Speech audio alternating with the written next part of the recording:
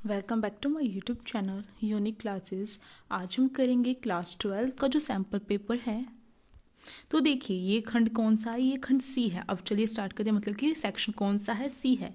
अब ये सी वाला जो सेक्शन है इसमें क्या है, आपके लॉन्ग आंसर टाइप क्वेश्चंस आएंगे। तो देखिए, और मैं आपको यहाँ पर एक बहुत ही ज़रूरी बात मैं आपको यहाँ पर बताना चाहती हूँ। जो ये सैम्पल पेपर है और इसमें जितने भी लॉन्ग आंसर टाइप क्वेश्चंस हैं वो आपके ज़्यादातर क्या है, रिपीट हुए, यानी कि जो पिछले कई सालों में सीबीएसई के द्वारा पूछे गए जो क्वेश्चंस हैं उन्हीं में से आपके ये क्वेश्चन यहाँ पर दिए गए हैं।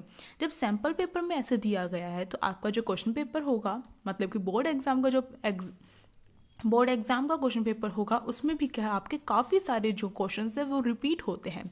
तो आपको ध्यान रखना है कि आपको लास्ट कम से कम प्रीवियस 5 ईयर क्वेश्चन पेपर आपको करने होंगे सॉल्व। तो देखिए हमारा क्वेश्चन नंबर 20 है। तो देखिए इस क्वेश्चन में क्या पूछ रखा है, इतिहासकार द्वारा मौर्य साम्राज्य के इतिहास का पुनर्निर्माण करने के लिए उपयोग किए गए स्रोतों की व्याख्या कीजिए। अब देखिए जो इतिहासकार है उन्होंने जो मौर्य साम्राज्य है उसके बारे में किस प्रकार से उसका पुनर्निर्माण किया, मतलब कि उसके बारे में किस प्रकार से छानबीन की, उसके बारे में किस प्रकार से बताया कि ये मौर्य साम्राज्य है। तो मौर्य साम्राज्य को पहचानने के लिए जो स्रोत हैं आपके चैप्टर 2 से रिलेटेड क्वेश्चन है। चैप्टर 2 में स्टार्टिंग में बताया गया है आपको कि जो मौर्य साम्राज्य है उसके लिए जो स्रोतों के नाम बताए गए हैं कि मौर्य साम्राज्य की खोज करने के लिए, उसके बारे में, उसका पुनर्निर्माण करने के लिए कौन कौन से स्रोतों का कहाँ से किस चीज़ से पता चला है कि मौर्य साम्राज्य इस प्रकार का था। तो देखिए मौर्य जो साम्राज्य है या फिर मौर्य वंश है उसके बारे में जानकारी प्राप्त करने के लिए जो इतिहासकार हैं उन्होंने काफ़ी स्रोतों से मदद ली थी। वो कौन कौन से स्रोत थे, तो चलिए देखते हैं। पहला था पुरातात्विक प्रमाण, जिसके अंदर जो मूर्ति कला है उसके द्वारा बहुत ज़्यादा सहयोग मिला था इतिहासकारों को। जो मूर्ति कला यानी कि जो मूर्तियों का निर्माण मौर्य साम्राज्य के काल में हुआ था, उनसे पहचानने में कि मौर्य साम्राज्य के क्या कल्चर था, क्या संस्कृति थी, इन सब के बारे में जानने में जो इतिहासकार हैं उन्हें काफ़ी मदद हुई थी। तो जो मूर्ति कला होती है या फिर जो सिक्के होते हैं, जो मूर्ति कला होती है, उनके द्वारा क्या होता है, बहुत सारी जानकारी प्राप्त होती है। एक तो पता चलता है कि उस समय किस तरीके की विचारधारा प्रचलित थी।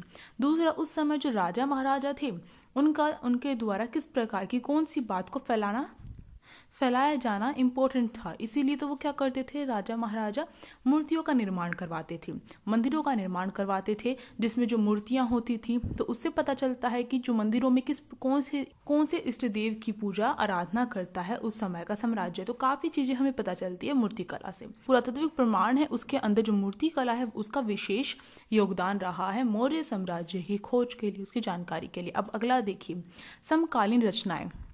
बहुत सारी ऐसी रचनाएं थी जिनके द्वारा क्या हुआ, मौर्य साम्राज्य के बारे में जानकारी प्राप्त हुई है। अब वो कौन कौन सी रचनाएं थी, जैसे कि चंद्रगुप्त की मैक्सनिस जो है उसके द्वारा, ये एक रचना है मौर्य साम्राज्य के काल की है, उसके द्वारा क्या पता चलता है, मौर्य साम्राज्य की, मौर्य वंश के बारे में काफ़ी जानकारी मिलती है। यह जो मैक्सनिस है वो क्या यूनानी राजदूतों के द्वारा रची गई थी। और यूनानी राजदूत क्या थे, चंद्रगुप्त मौर्य के दरबार में आए थे। उन्होंने क्या किया, मैक्सनिस नाम की एक रचना की जिसमें कि जो मौर्य साम्राज्य है उसके बारे में लिखा। तो इसके द्वारा हमें मौर्य साम्राज्य के बारे में काफ़ी कुछ पता चलता है, यानी कि इतिहासकारों को मैक्सनिस के द्वारा पता चला मौर्य साम्राज्य की काफ़ी सारी जानकारियाँ। अब अगला देखिए, अर्थशास्त्र। जो अर्थशास्त्र है वो भी क्या है, वो भी एक रचना है। और इसके द्वारा क्या पता चला, अब ये अर्थशास्त्र किसने रची थी, जो अर्थशास्त्र है वो मौर्य साम्राज्य के बारे में जानकारी प्राप्त करने का प्रमुख स्रोत कहा जा सकता है या फिर महत्वपूर्ण स्रोत कहा जा सकता है। ये ऐसा क्यों कहा जाता है कि अर्थशास्त्र का महत्वपूर्ण स्रोत है मौर्य साम्राज्य की जानकारी प्राप्त करने के लिए, क्योंकि इसके जो रचयिता थे वो कौन थे, चंद्रगुप्त के मंत्री कौटिल्य। तो इसके रचयिता कौटिल्य थे, जिसे हम चाणक्य भी कहते हैं। ये चंद्रगुप्त के मंत्री थे, इसलिए चंद्रगुप्त के करीब रहते थे, समीप रहते थे, दरबार की सारी जानकारी होती थी इन्हें और अपने साम्राज्य की सारी जानकारी थी। तो इन्होंने जो अर्थशास्त्र की रचना की कौटिल्य ने, यानी कि चाणक्य ने, क्योंकि कौटिल्य का नाम ही चाणक्य है, तो इन्होंने जो रचना की उसमें इन्होंने मौर्य साम्राज्य के बारे में बहुत कुछ लिखा। तो इसके द्वारा भी क्या होता है, मौर्य साम्राज्य के बारे में इतिहासकारों को जानकारी प्राप्त होती है। और इसके साथ साथ जो मौर्य शासक हैं उनका उल्लेख जो जैन धर्म है, बौद्ध धर्म है या फिर पौराणिक जो ग्रंथ कथाएं हैं जो संस्कृत में वाङ्मय की रचना हुई है, उन सब में इसके बारे में कुछ ना कुछ पता चलता है। जैन धर्म में भी पता चलता है, बौद्ध धर्म में भी मौर्य साम्राज्य के बारे में पता चलता है। जो पौराणिक ग्रंथ वगैरह हैं उनके अनुसार भी जो उनमें भी मौर्य साम्राज्य का जिक्र है। तो उनसे हमें पता चलता है कि इस स्पेसिफिक टाइम में क्या है, जो मौर्य साम्राज्य है इस समय से लेकर इस समय तक था। इसके साथ साथ जो पत्थरों और स्तंभों पर जो अभिलेख होते हैं उनके द्वारा भी पता चलता है, और इसमें खास तौर पर जो अशोक के अभिलेख हैं उनसे ज़्यादा जानकारी प्राप्त होती है। इसे अशोक न कहकर इतिहास में इसे अशोक कहा गया है। तो आपको जब लिखना है तो अशोक लिखेंगे अपना, कि अशोक।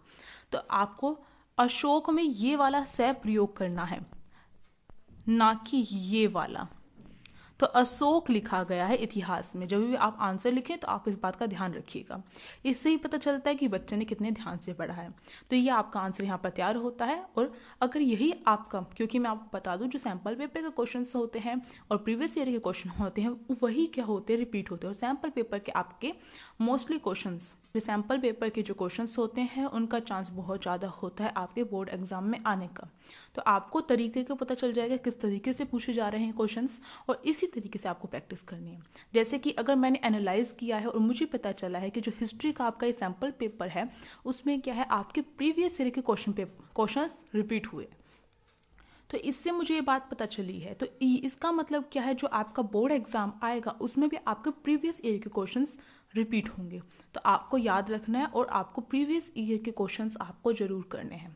तो ये आपका यहाँ पर आंसर खत्म होता है। नेक्स्ट क्वेश्चन देखते हैं। अगला क्वेश्चन देखिए। अगला क्वेश्चन है, विभिन्न जातीय और धार्मिक समूहों से मुगल शासकों द्वारा कुलीनता को सचेत रूप से भर्ती किया गया था, इसकी व्याख्या करनी है हमें। तो इसका पहले यहाँ पर हम इसे समझ लेते हैं, फिर इसका आंसर देखते हैं। तो जो विभिन्न जातीय और धार्मिक समूह, मुगल शासकों ने क्या किया था, अलग अलग जातियों से अलग अलग धर्म के जो व्यक्ति हैं उन्हें क्या किया था, अपने में शामिल किया था, अपने दरबार में उन्हें भी स्थान दिया था। ऐसे करने के पीछे उनका कोई ना कोई कारण भी था और ऐसा किया गया था, इसके बारे में भी आपको बताना है। तो ये क्वेश्चन अभी आपका प्रीवियस ईयर में बहुत बार रिपीट हुआ है, तो आपको ध्यान से देखना है। इसके साथ साथ आपके कई क्वेश्चन क्या हो रहे हैं, तैयार हो रहे हैं यहाँ पर, तो आपको अच्छे से करना है नहीं। तो देखिए, जैसा कि आप देख सकते हैं यहाँ पर जो ये क्वेश्चन है ये भी बिल्कुल वैसा ही मिलता जुलता क्वेश्चन है जो आपका CBSE 2017 के दिल्ली में आया था। तो देखिए, जो प्रीवियस ईयर क्वेश्चन पेपर होते हैं वो आपके लिए कितने इंपॉर्टेंट होते हैं, तो आप इससे अंदाज़ा लगा सकते हैं। तो क्वेश्चन क्या था जो आया था CBSE में, वो भी आपका मिलता जुलता, या कहा जाए क्वेश्चन की लैंग्वेज चेंज कर दी गई है पर पूछा आपसे वही गया है। तो देखिए, क्वेश्चन है, मुगल शासकों द्वारा अभिजात वर्ग में भर्ती विभिन्न जातीय तथा धार्मिक समूहों से सावधानी पूर्वक की जाती थी, न्याय संगत ठहराइए। तो क्वेश्चन तो एक ही पूछा गया है कि उसमें भी आपसे पूछा गया था कि अलग अलग जातियों से और अलग अलग धार्मिक समूहों से जो मुगल शासक है उनके दरबार में क्या है, उन्हें शामिल किया जाता था। तो इसकी व्याख्या करनी थी या फिर न्याय संगत ठहराना, एक ही बात है। तो देखिए, हम इसके आंसर में क्या देंगे। तो जब भी आपको आंसर देना तो आपको पॉइंट में देना है, जैसे कि मैंने आपको बता रखा है।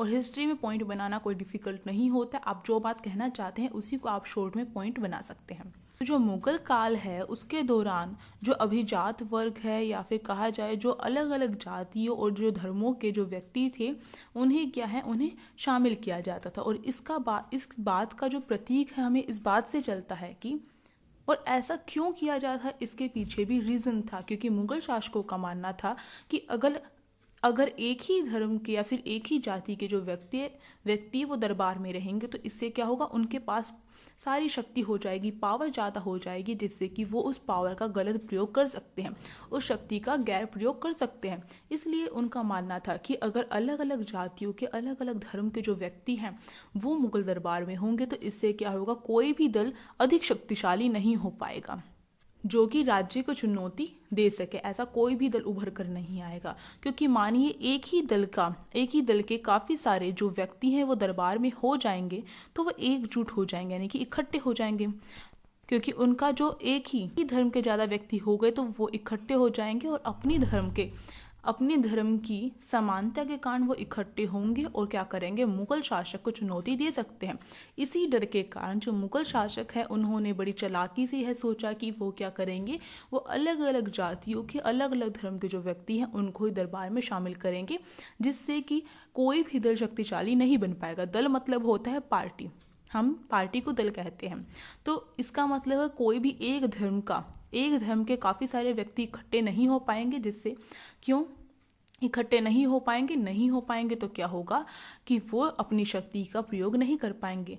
अगर अलग अलग धर्म के व्यक्ति होंगे तो वो बटे रहेंगे, एकजुट नहीं होंगे। तो इससे क्या होगा, इससे उनकी जो सत्ता है मुगल शासकों की वो कायम रहेगी और उसका विरोध नहीं कर पाएंगे। और इसका प्रतीक हमें मिलता है कि जो मुगलों का जो आधिकारिक वर्ग था उसे क्या कहा जाता था, फूलों का गुलदस्ता कहा जाता था, उसके रूप में दिखाया जाता था। इसका मतलब है कि जिस प्रकार से जो अनेक फूल एक साथ अलग अलग प्रकार के जो फूल होते हैं वो एक गुलदस्ते में इकट्ठे होते हैं, इसी प्रकार से मुगल जो अधिकारी वर्ग है जिसमें अलग अलग समूहों के अलग अलग जातियों के जो व्यक्ति हैं वो इकट्ठे होकर एक ही दरबार में एक ही आधिकारिक वर्ग में इकट्ठे रहते थे। तो इसका जो मुगल आधिकारिक वर्ग है उसे क्या है, फूलों के गुलदस्ते के रूप में वर्णित किया गया है, जो अपनी वफादारी के द्वारा क्या करते थे, बादशाह के साथ बंधे रहते थे। तो ये क्या है, ये भी हमें इस बात से स्पष्ट होता है कि जो मुगल दरबार है उसमें क्या होता था, अलग अलग जाति और अलग अलग धार्मिक समूह के जो व्यक्ति हैं वो इकट्ठे रहते थे। वहाँ पर कोई एक धर्म नहीं था, काफ़ी सारे धर्मों के व्यक्ति इकट्ठे होते थे। यहाँ से देखिए आप, साम्राज्य निर्माण के आरंभिक वर्षों से तुरानी और ईरानी अभिजात अकबर की शाही सेवा में उपस्थित थे। तो इस बात से हमें पता चलता है कि बहुत पुराने टाइम से, यानी कि शुरुआत के समय से ही अगर देखा जाए, अकबर कौन थे, मुगल साम्राज्य के शासक थे। तो अकबर की सेवा में क्या है, तुरानी और ईरानी, ये दोनों के दोनों अलग हैं, फिर भी क्या अकबर की जो सेवा है उसमें लगे हुए थे, यानी कि कुछ तुरानी भी थे और कुछ ईरानी भी थे। इसका मतलब है कि एक धर्म के एक जाति के व्यक्ति नहीं थे, बल्कि अलग अलग जातियों के जो व्यक्ति है, अलग अलग धर्म के जो व्यक्ति है वो क्या करते थे, शासक की सेवा में लगे रहते थे या फिर आधिकारिक वर्ग में शामिल रहते थे। और 1950 में जो राजपूत हैं और जो भारतीय मुसलमान हैं उन्हें भी क्या कर दिया गया था, अभिजात वर्ग में शामिल कर लिया गया था, स्थान दे दिया गया था। तो इसका मतलब बहुत सारे धर्मों के जो व्यक्ति हैं वो क्या थे, अभिजात वर्ग में या फिर आधिकारिक वर्ग में, मुगल शासक के आधिकारिक वर्ग में क्या थे, शामिल थे, उन्हें भी स्थान प्राप्त था। तो इन सारी बातों से हमें यहाँ पर पता चलता है। देखिए पहली बात क्या थी, पहली बात थी मुगल शासक है उसकी जो सोच थी, यहाँ पर ये जो बात की गई है। दूसरी बात हमें पता चलती है कि जो फूलों के गुलदस्ते के रूप में अभिजात वर्ग को वर्णित किया गया। तीसरा हमें पता चलता है कि अकबर की सेवा में क्या है, तुरानी और ईरानी लगे हुए थे। चौथी बात से हमें पता चलता है कि 1950 में क्या है, राजपूत और भारतीय मुसलमानों को अभिजात वर्ग में स्थान मिला था। इन सारी बातों से हमें पता चलता है कि जो मुगल शासक है उसमें क्या था, मुगल शासक के जो अभिजात वर्ग है उसमें क्या था, अलग अलग भर्तियां होती थी, विभिन्न प्रकार की जातियों की, विभिन्न प्रकार के धार्मिक समूहों की। यही क्वेश्चन हमसे पूछा गया था। तो आंसर हमारा होता है यहाँ पर कंप्लीट।